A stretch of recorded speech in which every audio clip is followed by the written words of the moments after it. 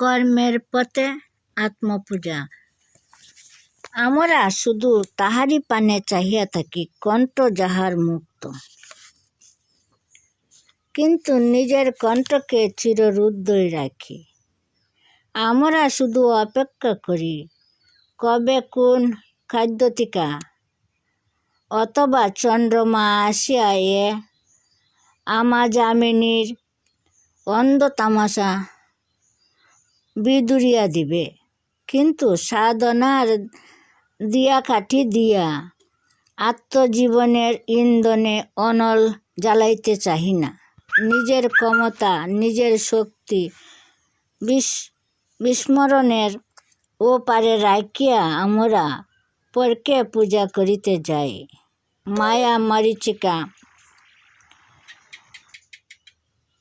লুব্ধ করিয়া পূজার পিপাসা তুষামুদে মিটাই।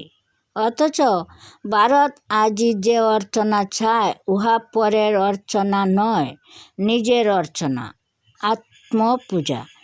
দেদীপ্যমান কর্ম গরিমার পঞ্চপ্রদীপ আর ঊর্ধ্ব সঞ্চারী যশুধূপের সুরভি ধূম্রে আত্মপূজার অপূর্ব আরতি করিতে হইবে, নতুবা বিশ্ববাসীর দুঃখ বিদুরী মহামহোৎসবের আমোদ জমিবে না।